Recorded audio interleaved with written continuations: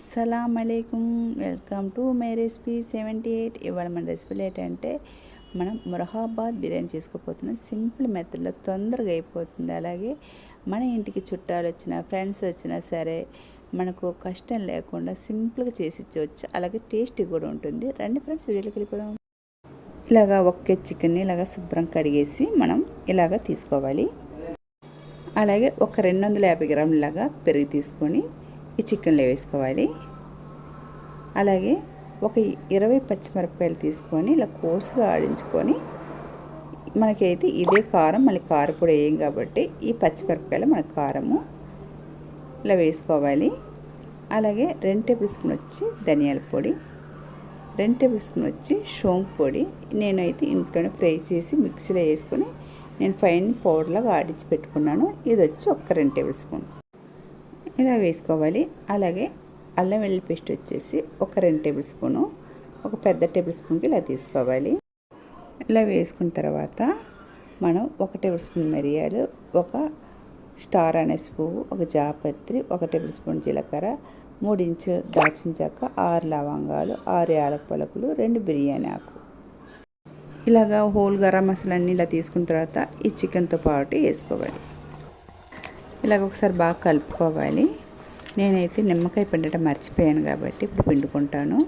ఒక నిమ్మకాయలో సగం నిమ్మకాయ కట్ చేసుకొని ఇలా పెట్టుకొని మనం బాగా పిండుకోవాలి. పిండేసుకున్న తర్వాత మనం ఒక్కసారి అయితే మళ్ళీ బాగా కలుపుకోవాలి. కలుపుకున్న తర్వాత మనమైతే మూత పెట్టేసుకోవాలి. ఒక అరగంట సేపు మూత పెట్టుకొని పక్కన పెట్టుకోవాలి. అలాగే 1 కేజీ వచ్చి బాస్మతి బియ్యం తీసుకుంటున్నాను. ఇలా తీసుకొని మనకి ఏ గిన్నె అయితే కరెక్ట్ ఉంటుందో ఆ గిన్నెకి వేసుకొని మనం కొలుసుకొని మనం తీసుకోవాలి. ఇలా వేసుకున్న బాస్మతి బియ్యాన్ని బాగా శుభ్రంగా 1-2 సార్లు కడిగేసుకోవాలి. కడుక్కున్న తర్వాత మనం ఒక అరగంట సేపు అయితే మనము నానబెట్టేసుకోవాలి.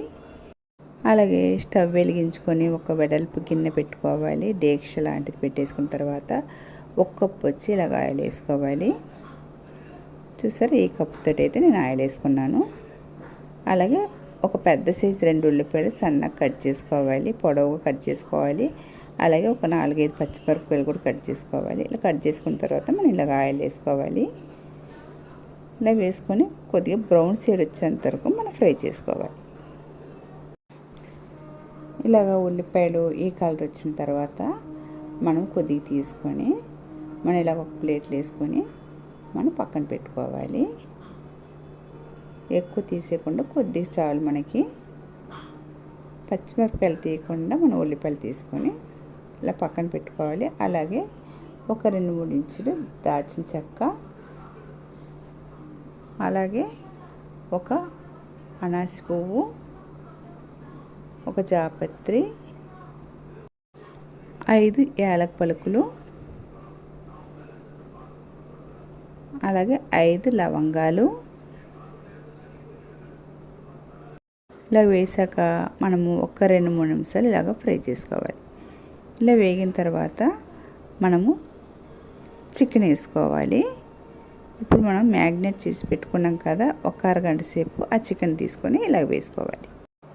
అలాగే మనం కలుపుకునేటప్పుడు అయితే మనం ఉప్పు వేయలేదు.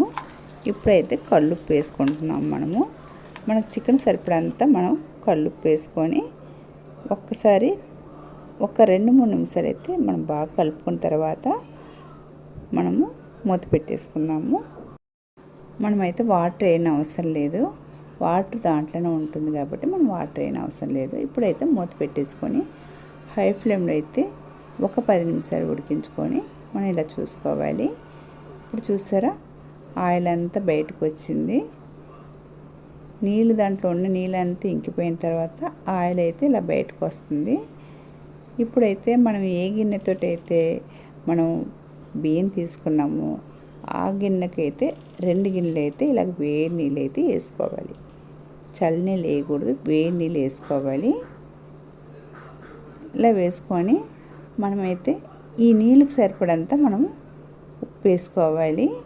ఇలా ఒకసారి బాగా కలుపుకున్న తర్వాత మనం ఇందాకైతే చికెన్కి వేసాం కదా, ఇప్పుడైతే ఈ నీటికి సరిపడినంత మనము ఉప్పు వేసుకోవాలి.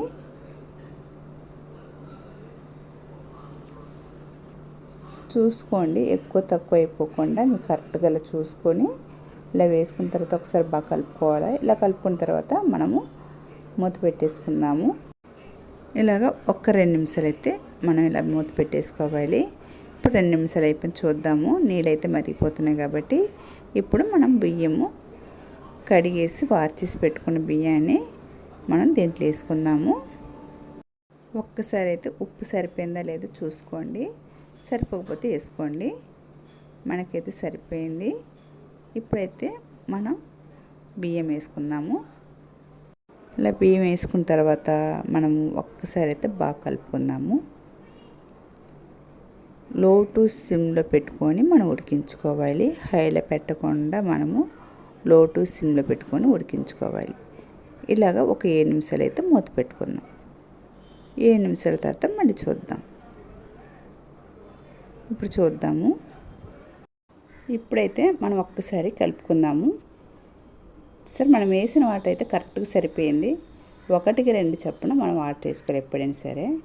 ఇప్పుడు మనం కొద్దిగా పైన నెయ్యి వేసుకుందాము. నెయ్యి వేయడం వల్ల అయితే ఇంకా కొద్దిగా మంచి టేస్ట్ వస్తుంది మనకైతే. అలాగే కొద్దిగా అయితే మనం కలర్ వేసుకుందాము. కలర్ వచ్చి ఆక్సన్ మాత్రమే. అలాగే బిర్యానీ ఎసెన్స్ ఇది వచ్చి కొద్దిగా వేసుకోవాలి. టేస్ట్ మంచి స్మెల్, మంచి టేస్ట్గా ఉంటుంది ఇది వేయడం వల్ల. ఇలా వేసుకున్న తర్వాత మనం డ్రై ఆనియన్స్ వేసుకోవాలి. అంతే. ఇప్పుడు మనం మూత పెట్టేసుకుందాం. మూత పెట్టేసుకుని ఒక 7 నిమిషాలు అలా వదిలేద్దాం. అలాగే ఇప్పుడు 7 నిమిషాలు అయితే అయిపోయింది. మన బిర్యానీ అయితే రెడీ అయిపోయింది. మన మొరహాబాద్ బిర్యానీ అయితే రెడీ అయింది. ఇప్పుడు మనం అయితే సర్వ్ చేసుకుందాము. సింపుల్ మెత్తలు చేసుకున్నా సరే మంచి గుమగుమలాడుతుంది మన బిర్యానీ అయితే. మీకు నచ్చిందా? మీకు నచ్చితే కనుక లైక్ చేయండి, షేర్ చేయండి, అలాగే సబ్స్క్రైబ్ చేసుకోండి. చూసేవాడైతే ఒక లైక్ అయితే కొట్టేయండి. మీరు కూడా ఒకసారి ట్రై చేయండి. ట్రై చేసి చూసి నాకు కామెంట్ బాక్స్లో కామెంట్ పెట్టండి. Bye friends.